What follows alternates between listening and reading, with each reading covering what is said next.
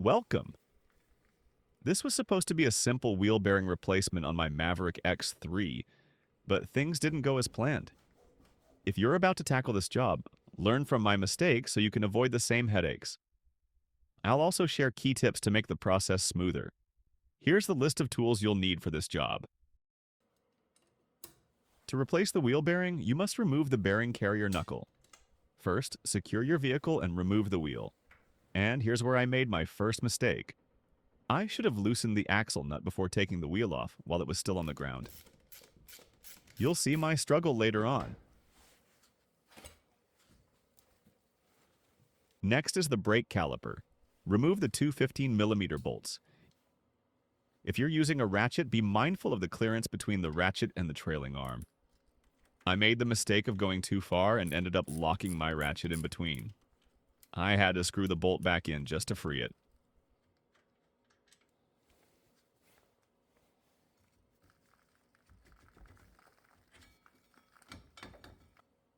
Small tip. If you're not planning to reassemble everything soon, screw all bolts and nuts back into their original positions. This will save you a lot of headaches when trying to find the right bolt for the right spot later. Next, remove the plastic cap, the cotter pin, and then the axle nut. This is the step I should have done before taking the wheel off. Also, don't forget to get a new cotter pin. I made that mistake too. I've had this machine since new, and that nut had never been loosened before. I didn't expect it to be so tight. Do you see how everything is twisting?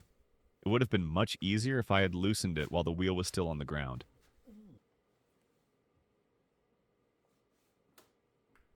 After plenty of spraying and prying, the nut finally came loose, and I was able to separate the axle from the hub.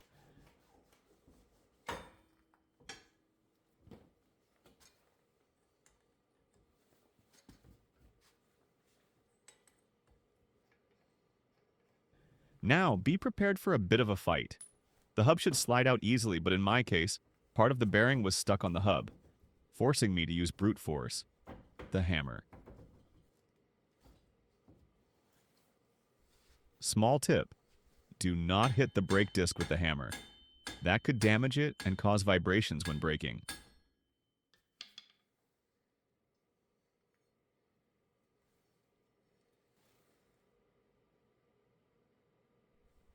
Now it's time to remove the knuckle from the control arm. You'll need an 18mm socket to loosen the bolt, and an 18mm wrench to hold the nut on the other side.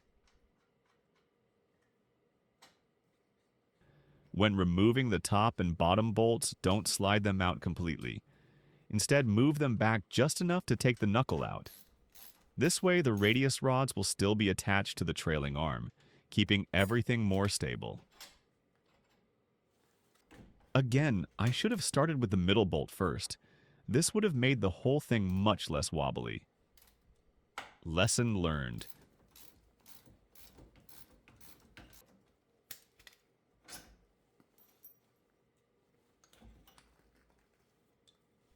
Again, don't forget to put the bolts and nuts back in their places. Now that the knuckle is finally out, it's time to press out the old bearing. You can already see how the old bearing has started to separate. I don't have a hydraulic press at home, so I use the one at my workplace. Unfortunately, I couldn't film that process there. Here's the new bearing pressed in, and here's the old one. Reinstall the knuckle in reverse order, tighten the bolts, and slide the hub into the new bearing.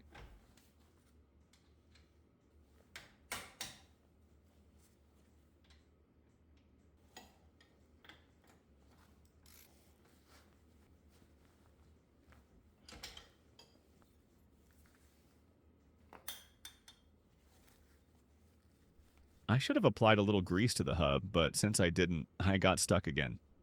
Here's my struggle with the hub and bearing again. Watch it for fun.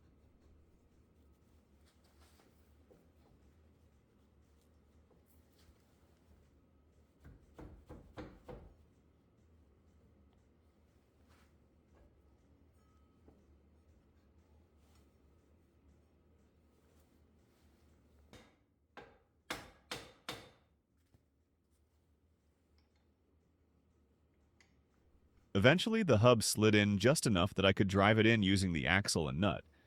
By tightening the axle nut, you're pressing on both sides of the bearing at the same time, which helps reduce the risk of damaging the new bearing.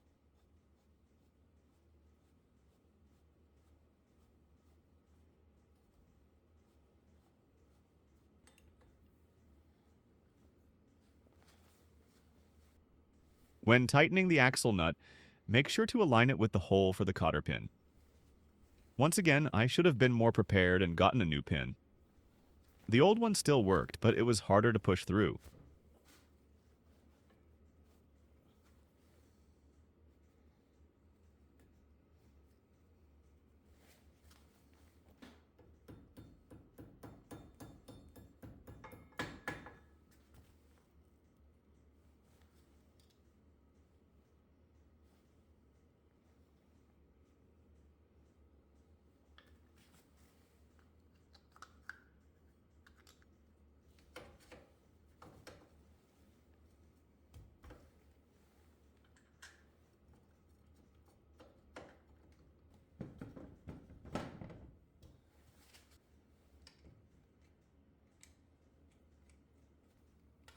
For more maintenance and repair videos, check my playlist right here.